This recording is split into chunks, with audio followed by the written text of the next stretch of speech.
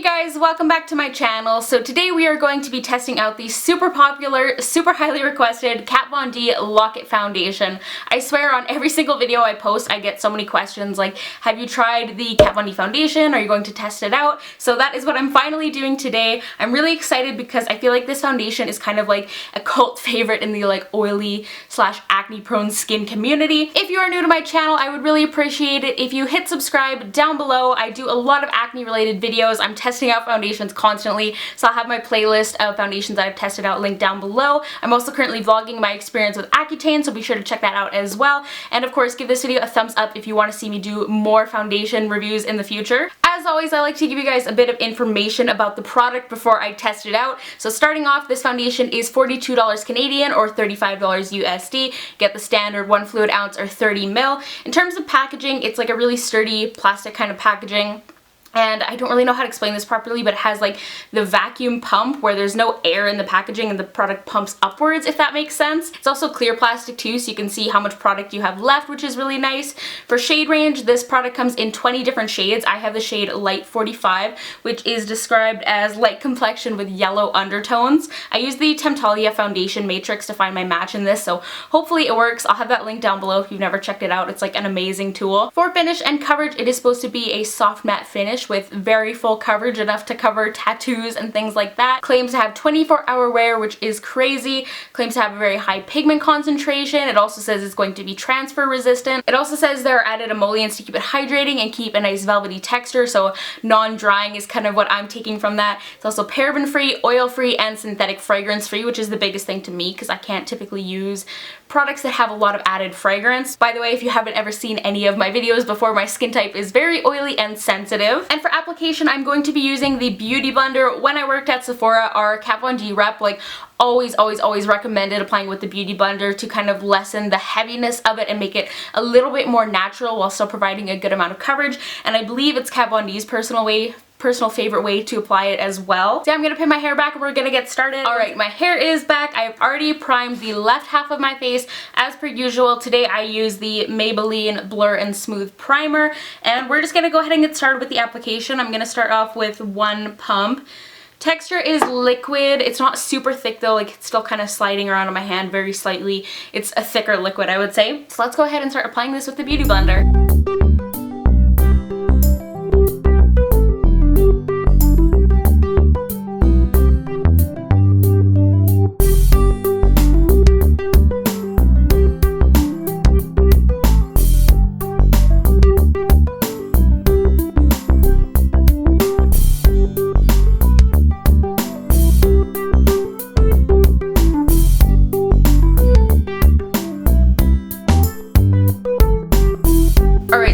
One pump and one kind of layer is looking like. Definitely has really good coverage. I feel like it's spread and applied a lot more evenly on the on the unprimed side of my face.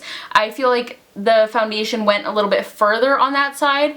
As you can see, this is unprimed, and I feel like the coverage is a bit better than on this side. I'm gonna go ahead and take another pump and kind of build it up a little bit and see how that works out, because I still want a little bit more coverage from this.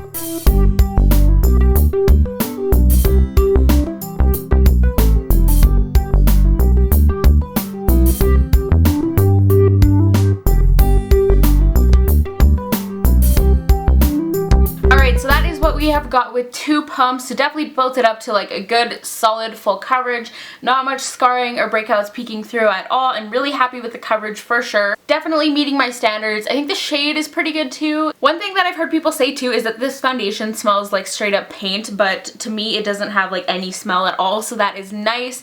I think it's relatively smoothing as well. It's like something you can definitely tell that you have makeup on your face, but I mean when you get like really concentrated pigment full coverage foundations, that's typically going to be the case.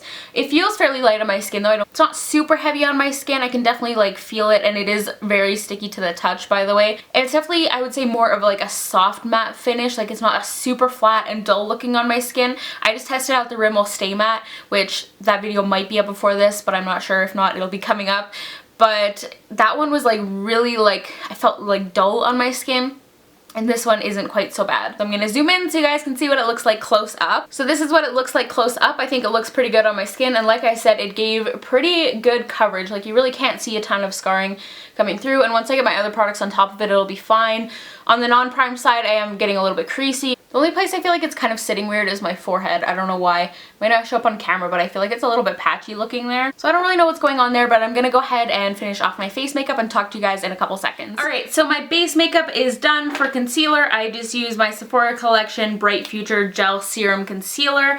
Set that, I use banana powder from my Anastasia contour kit, and to set the rest of my face, I just use my RCMA No Color powder. I think it looks really good. Like, it's a definite, like, I have makeup on kind of look, but it gave really like effortless coverage. I did have to build it up a little bit, but it was still really easy. I didn't have to go in with like a heavy setting powder or concealer to spot conceal afterwards. So in my opinion, I really like the coverage of it, really happy with the level that I got. Like, I definitely think it looks pretty good. It's definitely comparable to my Becca Ultimate Coverage Foundation, which you guys know I've been loving recently. Same kind of level of coverage with this, I would say. And I feel like the fact that it was fairly sticky is actually going to work really well for me throughout the day and keep everything in place.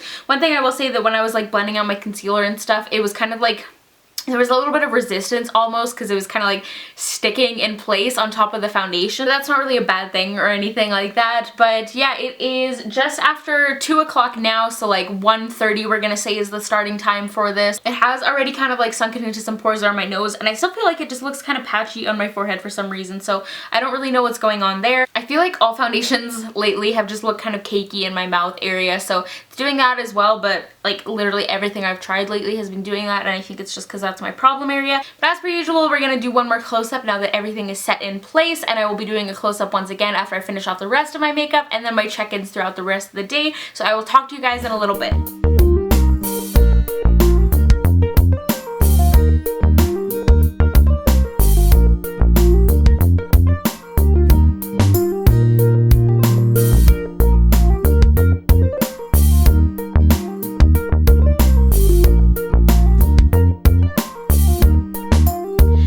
Going to be my first check-in. It is currently 5:45. I don't have a ton to update on, so this is mostly going to be like a see what it's looking like kind of check-in.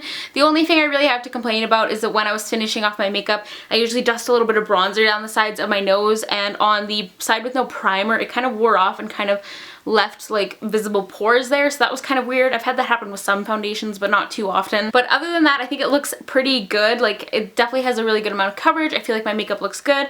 I have been a little bit sweaty, I'm not going to lie. It's been really hot, and so I've gotten kind of shiny and like a little bit oily on like my chin and my forehead, but it's still staying intact really well, and I really feel like it is transfer proof, because when I like touch my face, you don't get any foundation picking up from that. Yeah, I think that's all I really have to update on. I'm a little bit shinier than I would want to be, but I probably wouldn't be if I hadn't gotten sweaty. So yeah, that was a really quick check-in, but I will talk to you guys at the end of the day. Right, so this is going to be my last check-in. It is midnight, so I've had this foundation on for like, what, 11 hours now? I'm really bad at math. Almost 11 hours, I think. My eyes are like super irritated today, so I've kind of been like rubbing at my eyes and stuff and like messing up my eye makeup, and I've like smudged my eyebrow and stuff, so just ignore that. But anyways, let's talk about the foundation.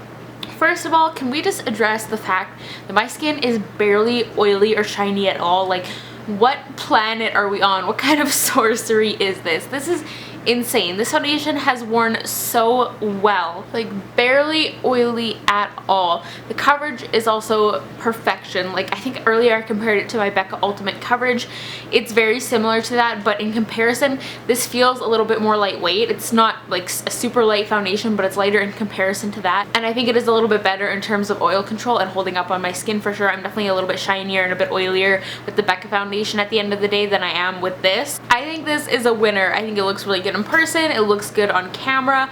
It was matte, but it wasn't too flat at all, so I'm still quite happy with the finish, and it didn't get overly oily even when I like applied my highlight or anything. And it hasn't even really worn off, just like maybe a tiny bit on my chin and a little bit along my hairline from me running my fingers through my hair, but like very minimal. It's definitely living up to the transfer proof claim, and it feels nice. It just doesn't feel cakey or gross or greasy or anything like that. Even after like 11 hours of wear, it still feels really nice on my skin, and I feel like my makeup still looks pretty good. My blush may have faded a little bit, but yeah, other than that, really good. I think I would recommend using this foundation with a primer. I think the prime side aside from my skin being a little bit broken out on this side of my face, looks better all in all. To apply better on the unprimed side, but all in all I think it's worn just a little bit better on the prime side, and I will definitely be using a primer when I use this foundation. Yeah, I guess that brings me to my final point, is that I'm definitely going to be continue wearing this. I can definitely see it becoming a favorite, and I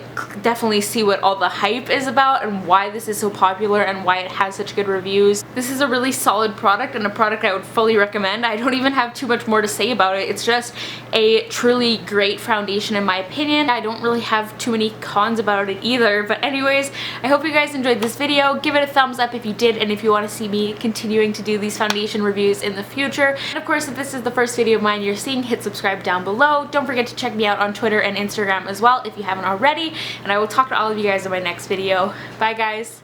It is called the Rare Earth Pore Cleansing Mask. Now this is just kind of like a standard clay mask. It's great, it goes on, it like dries completely and leaves your skin like super tight.